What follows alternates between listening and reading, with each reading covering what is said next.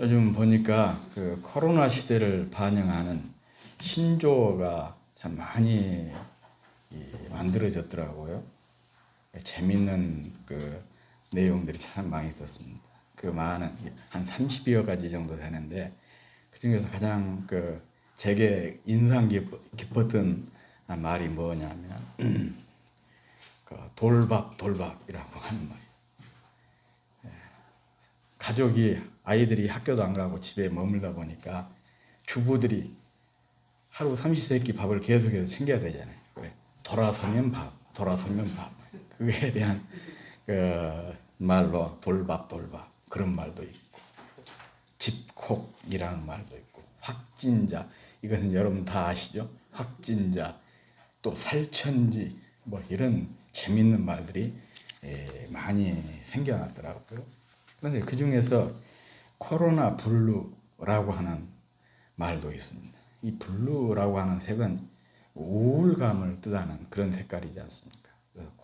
코로나 계속 지속되는 코로나로 인해서 사람들이 이 우울감이 확산되면서 생겨난 그런 신조어인 것 같습니다.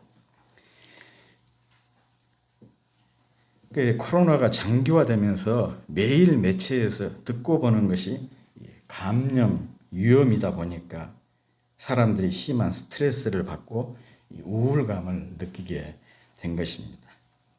그래서 코로나로 인한 불안과 스트레스가 늘어나면서 두려움, 고립감, 소외감, 사회적 단절감 등 이런 심리적 불편을 호소하는 사례가 늘어나고 있습니다.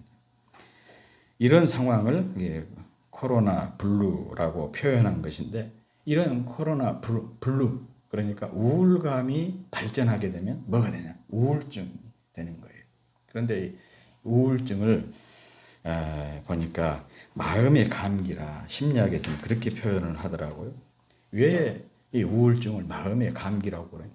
감기와 닮은 점이 많아서 그래요. 우선 감기처럼 누구나 걸릴 수 있는 병이 바로 우울증이라는 것이죠. 그리고 감기의 원인에 여러 가지 바이러스가 있는 것처럼 이 우울증도 여러 가지 신체적, 또 심리적, 정신적인 요인이 있다는 거예요.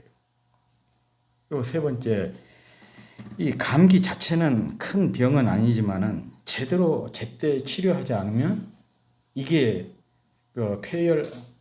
폐렴이라든지 이렇게 합병증을 일으키는 것처럼 우울증이라고 하는 것도 제대로 치료가 되지 않으면 그런 경우가 있지 않습니까? 중독에 빠지기도 하고, 심지어는 자살하는 사람들도 나타나고 그러지 않습니까? 오히려 그 전문가들은 그렇게 얘기를 하더라고요. 이게 마음의 감기라고 표현한 것이 잘못됐다. 사실은 우울증이 훨씬 더 무서운 것인데 감기로 표현한 것은 사람들로 하여금 우울증을 가볍게 여길 수가 있다. 그러면서 그렇게 표현해서는 안 된다. 그런 얘기를 하신 분들도 있는 것을 제가 보았습니다. 그런데 아무튼 이 세계보건기구에서는 21세기 인류를 가장 괴롭히는 10대 질병 중에 1위가 바로 우울증이 될 것이다. 그런 그 전망을 내놓았어요. 왜 그러냐면 우리가 사는 세상이 스트레스를 굉장히 많이 주잖아요. 살기는 전보다 훨씬 더 편리해졌고 또 풍요로워졌지만 마음의 또 정신적인 스트레스는 훨씬 더 많아진 것 같아요. 우리나라만 보더라도 그러지 않습니까? 그 어려운 시절에는 오히려 사람들이 이 행복 지수가 높았거든요. 그런데 지금은 살만하고 굶는 사람 거의 없지 않습니까? 특별한 계층의 사람들을 제외하고는. 그런데 이 불평, 원망 지수가 굉장히 높잖아요. OECD 국가 중에서 상위에 차지하는 거예요. 그만큼 우리 사회가 스트레스가 많다는 것이죠. 그러다 보니 이 우울증에 고통하는 사람들 또한 많은 거예요. 그런데 이 우울증이라고 하는 것은요, 성경을 보면 성경에 나온 인물들도 예외가 아니었습니다. 오늘 본문에 나온 그 엘리야의 모습을 우울증 진단 기준에 따르면 엘리야도 우울증에 걸렸다. 그렇게 판단을 합니다. 그러니 이 우울증은 특별한 사람에게만 찾아오는 것이 아니라는 것을 우리가 알 수가 있죠. 심지어는 하나님께서 맡기신 사역을 감당하고 있는 하나님의 종도 이런 심각한 우울증에 빠졌다는 것을 성경을 통해서 확인할 수가 있는데, 그러니 누구라도 이 병으로부터 자유로운 사람이 없다라는 것을 우리가 알 수가 있습니다. 하지만 엘리야 역시 어떤 병에도 걸릴 수 있는 우리와 같은 사람이었다는 점에서 참 한편에서는 위로가 되고 기대도 됩니다. 나와 같은 사람이 아픈 것은 당연한 것이고, 또 하나님께서 은혜를 베풀어 주시면 나와 같은 사람도 엘리야처럼 이렇게 훌륭한 사역자가 될 수 있다는 것을 보여주고 있는 것이죠. 아무튼 엘리야는 구약 예언자 중에 예언자였습니다. 수많은 기적은 물론이거니와 이스라엘 역사에서 죽지 않고 하늘로 데려감을 당한 유일한 사람이에요. 우리가 성경에 보면 죽음을 경험하지 않는 인물이 3번 나오잖아요. 에녹이 나오고, 그 다음에 엘리야가 나오고, 신약시대 예수님이에요. 그런데 에녹은 이스라엘 역사 밖에 있는 분이잖아요. 그리고 예수님은 실제로 죽으셨다가 부활하신 분이에요. 그런 점에서 이스라엘 역사 속에서 유일하게 죽음을 경험하지 않는 사람이 바로 엘리야입니다. 그런데 그런 엘리야가 북왕국 아합 왕의 왕비, 시대의 악녀로 그렇게 이름이 나 있는데, 이세벨의 편지 한 통에 마음이 무너져 버렸어요. 엘리야는 이 소식을 듣고 너무 놀라가지고 일어나서 남쪽 유다의 가장 남쪽에 위치한 도시 브엘세바까지 도망을 쳤습니다. 그리고 그 브엘세바에 자기 사환을 남겨두고 거기서 또 하룻길 광야로 들어가서 광야에 있는 로뎀나무 아래 앉아가지고 하나님께 이런 얘기를 하고 있습니다. 여호와여, 넉넉하오니 지금 내 생명을 취하소서. 하나님께 죽여달라고 요청을 하고 있는 것입니다. 우리가 객관적으로 생각을 해보면 참 얼마나 믿음이 없고 또 겁쟁이 같은 행동인가. 그 불의 사자 엘리야가 한순간에 이렇게 망가져버리는 그런 모습에 적지 않은 실망을 갖습니다. 그리고 이 로뎀나무 그늘, 그러면 그 현지를 가보지 않은 사람들은 상당히 낭만적인 생각을 가져요. 왜냐하면 로뎀나무, 그러니까 우리나라 큰 정자나무, 그런 것을 상상할 수가 있거든요. 그런데 이 광야에서 로뎀나무라고 하는 것은요, 물론 그런 그늘을 찾을 수도 없고 그런 나무가 자라지도 않아요. 로뎀나무가 뭐냐? 제가 우리 데크에 심어놓은 쌀이나무 보셨죠? 바로 뱃쌀이에요. 일종의 쌀이나무예요. 그러니까 그게 그늘을 얼마나 그늘이 있겠어요? 그런데 엘리야가 그 나무 아래 앉아 있었다. 이것은 한마디로 말하면 성경 저자가 현재 엘리야의 상황이 얼마나 비참하고 힘든가를 묘사하기 위한 희화적으로 지금 묘사를 하고 있는 것입니다. 이런 것을 보면 참 사람 별것 아니에요. 한순간에 무너지는 것이 사람입니다.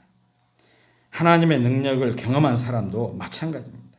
그러니까 우리가 항상 경계하고 더 깨어 있어야 돼요. 엘리야 같은 이런 불의 사자도 이 한순간에 무너지는데 나 같은 사람은 말할 것도 없는 거 아니겠어요? 그러니까 더 열심히 기도해야 되고, 더 열심히 말씀 묵상해야 되고, 더 열심히 주님을 바라보아야 됩니다. 아울러 이 우울증이라고 하는 것이요, 하나님과의 관계에 얼마나 심각한 영향을 줄 수 있는가를 우리에게 보여주고 있는 거예요. 한순간에 하나님과 전혀 관계없는 사람처럼 만들어 버릴 수 있는 것이 바로 우울증이라는 것입니다. 가끔 그 연예인들 중에 그 우울증 때문에 자살한 사람들 얘기를 매체를 통해서 나오지 않습니까? 그리고 그 뒷얘기가 그런데 그 사람이 열심히 교회 다니는 사람이었다. 이런 얘기가 나오면 교회 다니는 성도들이 막 혼란이 와요. 그러면서 또 인터넷상에서 뜨겁게 논란이 일어납니다. 이 사람 그러면 천국 갔냐 못 갔냐? 믿는 사람이 자살한 것은 지옥 가는 일 아니냐? 그런 논란들이 벌어지고 있어요. 그 사람이 죽어서 천국 갔는지 지옥 갔는지 우리가 관여할 우리 몫이 아니에요. 하나님께서 하실 일인 것이죠. 그러나 그 현상 자체를 우리가 놓고 볼 때 우울증이라고 하는 것이 얼마나 무서운 것인가. 그것에 대한 경각심을 우리가 갖는 것이죠. 그 열심히 성경 공부하고 말씀을 읽고 기도하는 사람도 이 병에 걸리면 마치 하나님과 전혀 상관없는 사람처럼 되도록 만들어버리는 것이 바로 우울증이라는 거예요. 그러니까 반드시 우리가 이것을 극복해야 되지 않겠습니까? 엘리야가 이렇게 무너진 데는요, 이유가 참 많겠죠. 그런데 중요한 원인으로 이 생각의 패턴에 대해서 저는 이 시간 여러분과 함께 생각을 해보려고 합니다. 의외로 우리 생각은 참 힘이 셉니다. 사람은 어떻게 생각하느냐에 따라서요, 전혀 다른 삶의 태도를 보이는 거예요. 우리가 흔히 그런 얘기 하지 않습니까? 물을 이 한 컵을 넣고 어떤 사람은 물 한 컵밖에 없네 그렇게 말하는 사람이 있고 어떤 사람은 물이 한 컵이나 남았네 그렇게 얘기를 한 사람이 있다고 하지 않습니까? 그런데 이 두 사람의 생각의 차이가 뭐냐? 한 컵밖에 없다. 한 컵이나 있다. 그 생각의 차이가 결국은 그의 삶의 태도를 결정하는 거예요. 한 컵밖에 없다라고 생각한 사람은 부정적인 사람이 될 수밖에. 그런 삶의 태도를 가진 사람이고 아직도 한 컵이나 있네 라고 얘기한 사람은 삶의 태도가 긍정적인 사람이라는 것이죠. 사소한 생각인데 그 생각에 따라서 사람의 삶의 태도가 달라지는 것이고 삶의 태도가 무엇을 결정하냐? 삶의 질을 결정하는 거예요. 오늘 본문에서 엘리야를 이 지경에 이르게 한 것도 바로 이 생각 때문입니다. 그의 생각이 그를 이 지경으로 만든 것입니다. 문제가 그를 이렇게 만든 것이 아니라 문제에 대한 그의 생각이 그를 이렇게 만들어버린 거예요. 깊이 여러분들이 생각을 해보십시오. 우선 그는 자신의 문제를 너무 크게 생각을 하고 있습니다. 물론 사람이 어려움을 만나고 또 당면한 문제에 집중하다 보면 자신의 문제가 가장 크고 가장 어렵고 가장 무겁게 생각되기 마련입니다. 그래서 겁을 먹게 되고 낙심하거나 또 좌절하게 되는 거죠. 그래서 제가 어렸을 때 사실 요즘에는 뭐 그런 얘기를 거의 들어볼 수가 없는데 어려서 자라면서 도깨비 얘기를 그렇게 많이 들었어요. 저희 어머니는 자고만 일어나면 도깨비를 보았다 그러는데 저는 한 번도 못 봤습니다. 그렇게 보고 싶은 도깨비를 저는 한 번도 못 봤어요. 우리 어머니는 날마다 보는데 제가 커가지고 생각해 보니까 밤에 이렇게 돌아다니지 마라. 그러기 위해서 자꾸 꾸며낸 말이 아닌가, 지어낸 말이 아닌가 그런 생각을 하게 되었는데 이 도깨비 얘기를 하면서요, 저희 아버지가 도깨비를 대처하는 법까지 얘기를 해요. 야, 혹시라도 네가 도깨비를 만나면 이렇게 해야 된다. 씨름하자 그러면 절대 위를 쳐다보지 마. 위를 쳐다보면 도깨비 키가 점점 커가지고 하늘까지 닿아서 네가 절대 도깨비를 이길 수가 없다. 그럴 때는 딱 밑을 봐라. 그러면 도깨비가 점점 적어져 가지고 땅속으로 사라져 버린다는 거예요. 그냥 이 얘기로 도깨비 대처하는 법으로 그렇게 생각을 했어요. 그런데 제가 성장을 해가지고 생각을 해보니까 이게 세상을 살아가는 법인 거라. 어떤 문제를 만났을 때 그 문제에만 집중을 하면 그 문제에 메모리 돼버린다는 것이죠. 그런데 그것을 다 무시를 해버리면 문제가 그냥 거짓말같이 사라질 수가 있다는 얘기예요.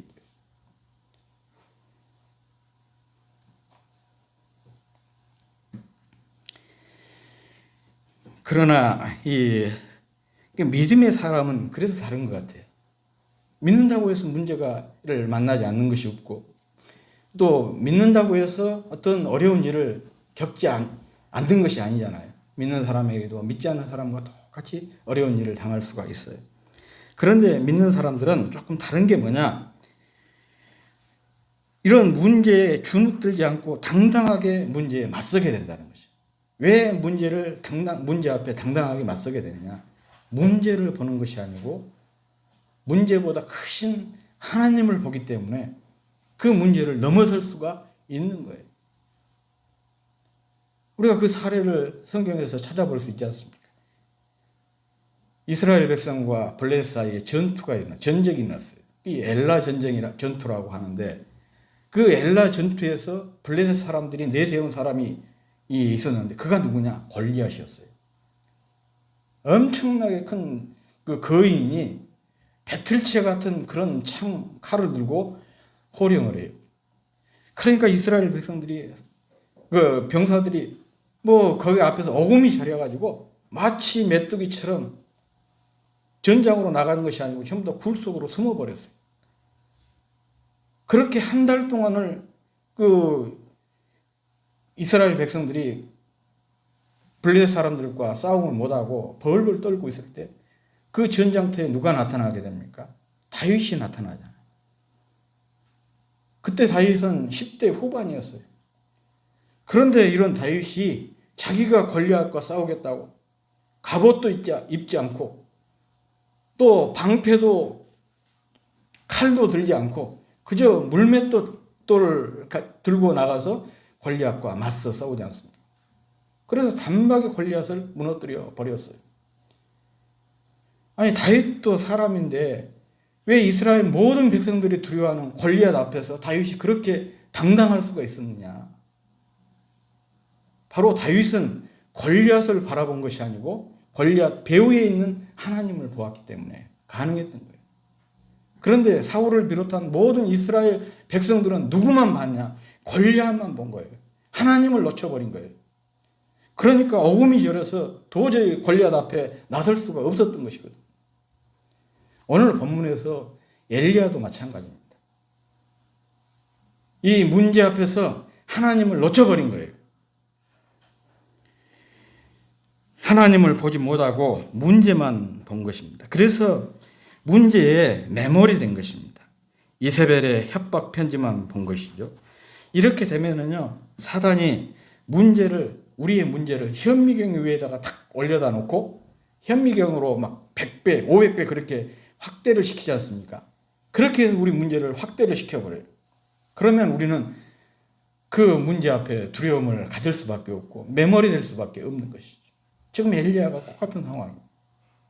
하나님을 놓쳐버리니까 사단이 이세벨의 협박 편지를 엘리야 앞에 그 현미경 올려놓은 것이죠. 그러니까 이 이세벨이 너무 크고 두렵게 느껴져서 이 하나님의 사람 엘리야가 이렇게 절장부로 한순간에 무너지고 말았던 것입니다.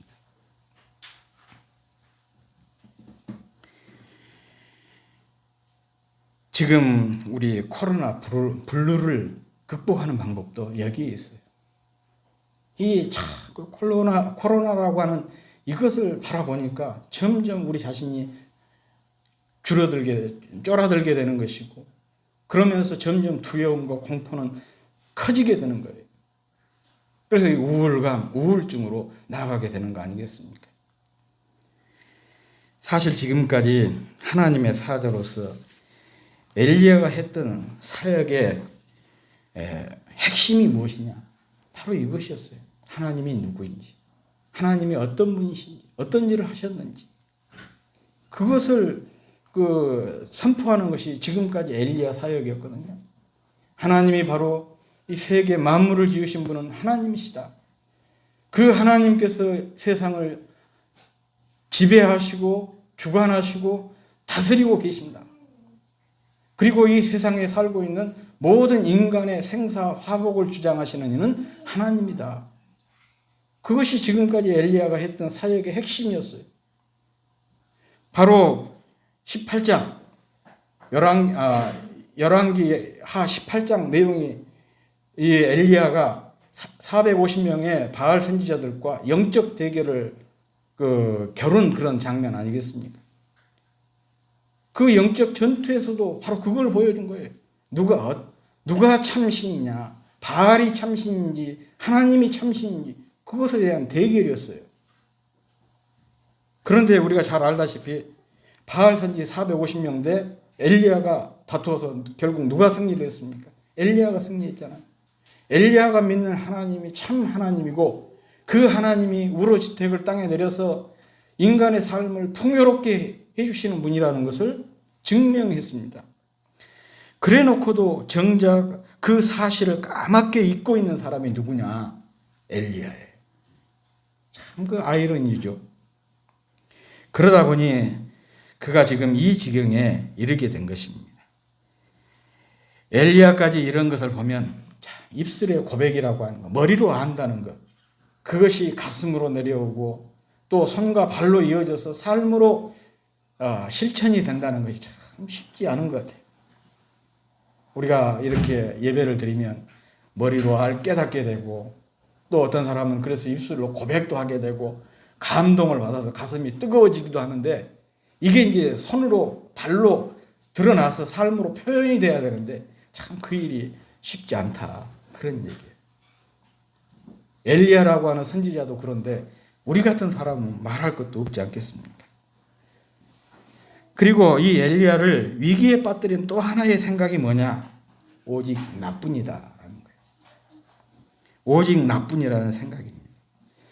오직 나만 남았습니다. 오늘 본문 말씀은 아니지만 그 뒤에 쭉 읽어보면 10절과 14절에서 그렇게 하나님 앞에 엘리야가 하소연을 하고 있습니다.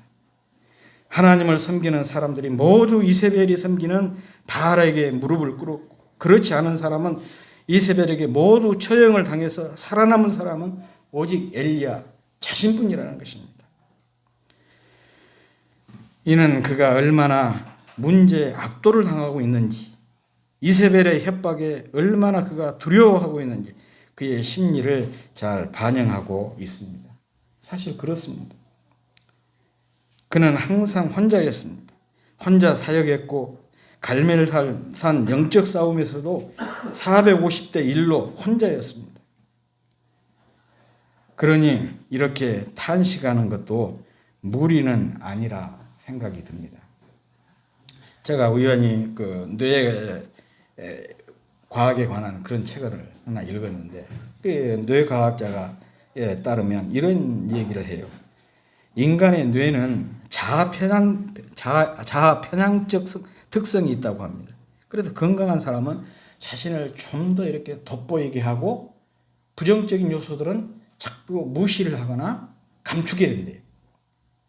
그런데 우울증처럼 이렇게 걸린 사람들처럼 건강하지 못한 사람은 자기의 긍정적인 것들은 무시하고 하거나 그냥 기억하지 못하고 자기의 부정적인 것을 100% 확신을 한다는 거예요. 참 제가 이 내용을 읽고 제 생각이 많이 바뀌었어요. 그리고 이 말에 거의 제가 100% 공감을 합니다. 건강한 10대 청소년들 보세요. 젊은 사람들 보세요. 요즘 휴대폰에가 이제 거울 기능까지 있지 않습니까? 그 수시로 봐요. 지 얼굴 그 어디 도망가지도 않는데 늘 보고 있고 머리를 막 계속해서 이렇게 만지고 있잖아요. 저는 머리카락 빠져보면 어쩔까. 머리카락이 많은 사람은 그 생각을 안 하지만 저처럼 빠진 사람들은요 그냥 그게 그냥 철렁해요. 그런 생각이 들 정도예요. 보고 또 보고 또 보고 수업 시간에도 옆에다 놓고 본다는데 요즘 애들 참 구제불능이다 그런 생각을 했었어요. 그런 말을 듣고. 그런데 이 책을 읽고는 생각이 바뀌죠. 아, 건강하니까 그런구나. 실제로 보세요. 건강하지 않은 사람들은요, 화장도 안 합니다. 그냥 머리도 다 산발을 해가지고 다니고, 옷도 1년 12달에 똑같은 옷 입고 다니고 그러지 않습니까? 건강하지 않으니까 그래요. 나이가 들어도 자꾸 자기를 꾸미고, 또 좋은 옷을 단정하게 입으려고 하고, 패션에 관심이 있고, 그런 것은요, 그만큼 건강하다는 뜻이에요. 사실 뭐 나이 들어가지고 꾸미고 그런다고 해서 뭐 별것 있겠어요? 그런 사람들을 볼 때마다 늘 그런 생각이에요. 원판 불변의 법칙이다. 늘 그런 생각을 했었는데 그 생각을 바꾸기를, 건강하니까 이렇게 자기를 자꾸 표현하려고 하고 꾸미려고 하고 드러내려고 하는구나. 건강하지 않은 사람은 그러지 못해요. 제가 이 얘기를 길게 한 이유가 뭐냐? 건강하지 못한 사람은요, 부정적인 것을 100% 확신을 해버려요. 자기가 못났다 그러면 그 못났다는 사실, 그것을 100% 확신을 해버린 거예요. 자기가 문제가 있다 그러면 자기가 문제 있는 걸 100% 확신을 해버린 거예요. 좋은 점도 많이 있는데 그것은 싹 무시해버리고, 나는 안 된다, 나는 망할 것이다, 그런 그 부정적인 생각을 100% 확신을 해요. 이런 부정적인 생각을 100% 확신을 해버리니까 어쩌겠습니까? 삶이 우울할 수밖에 없는 것이죠. 자기 자신에 대해서 낙심하고 좌절할 수밖에 없는 거 아니겠습니까? 해도 안 되는 인간, 무슨 일을 해도 항상 실패할 수밖에 없다고 생각을 하는데 삶에 무슨 의욕이 있겠어요? 지금 엘리야가 심리적으로 그런 상황이다, 그 얘기입니다. 그래서 오직 자기만 남았다고 그렇게 하소연을 한 것이에요. 그런데 오직 나만 남았다라고 하는 이 하소연은 그의 생각이지 사실이 아니에요. 18절에 보면은 하나님께서 엘리야에게 뭐라고 얘기를 하십니까? 우리 18절 말씀 다 같이 한번 읽어보겠습니다. 시작. 그러나 내가 이스라엘 가운데 7,000명을 남기리니 다 바알에게 무릎을 꿇지 아니하고 다 바알에게 입맞추지 아니한 자니라. 엘리야는 자기 혼자라고 그랬는데 하나님은 아니라는 얘기예요. 7,000명이, 너와 비슷한 사람들이 7,000명이 있다는 것이잖아요. 그런데 부정적인 생각에 갇혀 있다 보니까 이 엘리야는 자기밖에 없다는 거예요. 엘리야가 얼마나 외롭고 힘들었을까 이해가 되죠.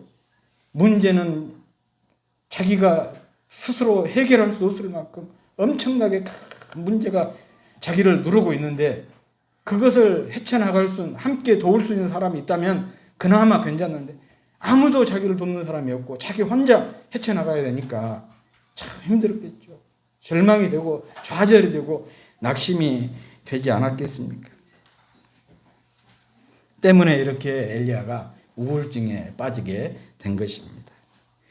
이런 그에게 하나님께서 오늘 5절 이하에 보면 천사를 보내셨어요. 천사를 보내셔가지고 하나님께서 잠들어 있는 로뎀나무 밑에서 그 덤불 속에 잠들어 있는 그를 깨우고 그에게 구운 떡과 물을 마셔서 힘을 갖도록 그렇게 했어요. 그리고 다시 잠들게 하고 또 깨워서 그에게 떡을 먹이고 물을 마시고, 앞으로 네가 가야 될 길이 많으니까 힘을 내야 된다, 그렇게 격려하시는 그런 모습이 오늘 5절에서 8절 말씀에 나오고 있습니다. 우리가 성경을 읽을 때요, 이런 성경 말씀은 상당히 우리가 상상력을 동원을 해서 읽어야 됩니다. 이 말씀만 읽으면 너무 밋밋해요. 조그만 상상력을 가져보면 이 말씀이 굉장히 풍성하게 다가옵니다. 앞서 말씀드렸죠. 로뎀나무가 뭐라고요? 쌀이나무 정도밖에 안 돼요. 그늘이 있지만 금방 그 그늘 사라져요. 태양이 가만히 있습니까? 태양이 움직이게 되니까 지금은 그늘이지만 금방 그 그늘이 사라져 버리죠. 그런데 사막의 기온이, 낮 기온이 50도를 웃돌아요. 그 떼약볕에 잠들면 그건 자살행위지. 그 돌에다가 그냥 떡을 놓으면, 빵을 놓으면 빵이 익을 정도예요. 여름에 우리 차 범퍼 위에 생달걀 놓으면 그냥 후라이가 돼버리지 않습니까? 그런 상황이에요. 거기서 엘리야가 잠이 들었다는 건 자살령이와 같죠. 그런데 성경 보면 엘리야가 안 죽었어요. 그래서 저는 이렇게 생각을 해봅니다. 이 엘리야가 잠들었을 때 하나님께서 천사를 보내가지고 엘리야에게 이렇게 햇볕이 딱 드니까 햇빛을 막도록 하신 거예요. 천사가 이렇게 딱 막아준 거예요. 계속. 그런데 사막의 특징이 뭐냐? 그늘이 있으면 아무리 더운 것도 그늘 속에만 들어가면 시원하거든요. 습도가 없으니까. 그러니까 이렇게 딱 태양빛을 막아주니까 이 엘리야가 한숨 푹 잔 것이죠. 깨워가지고 먹이고 또 잠을 자니까 또 하나님의 천사가 이렇게 태양빛을 막아서 그늘을 만들어준 거예요. 그런 게 아닌가. 그런 상상력을 가지면서 이 본문을 읽어봤어요. 참 은혜가 돼요. 그렇구나. 엘리야는 혼자라고 생각했지만요. 이런 사건을 통해서 혼자가 아니라는 것, 하나님이 그와 함께 하신다는 것을 보여준 것 아니겠습니까?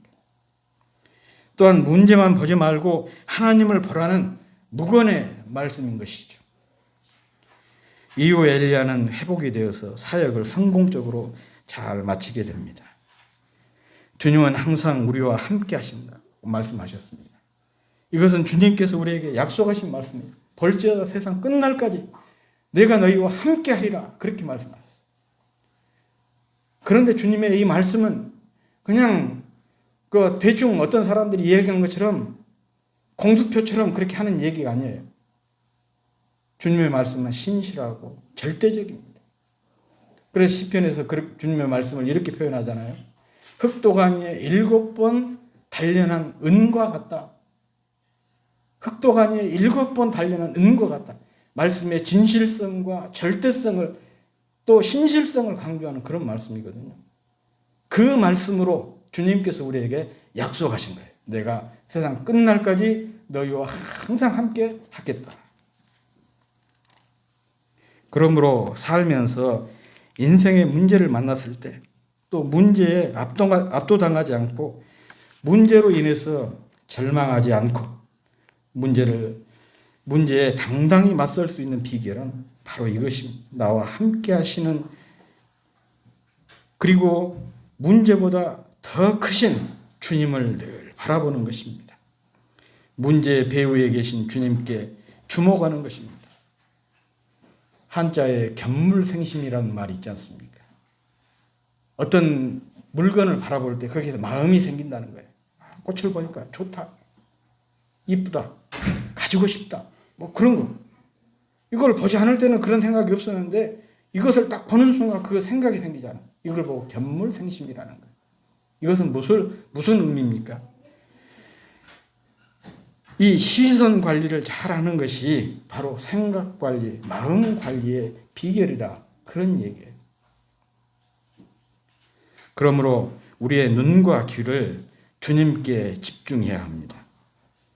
주님은 천지와 만물을 말씀 한마디로 지으시고 주관하시고 섭리하시는 분이십니다. 우리의 생사와 화복을 주장하신 분이십니다. 그분은 모든 것을 합력하여 선으로 만들어내시는 능력자이십니다.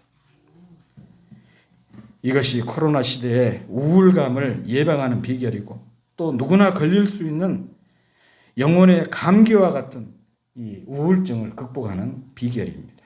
더불어 주님과의 건강한 관계, 깊은 영적 친밀감을 유지하는 비결이기도 합니다.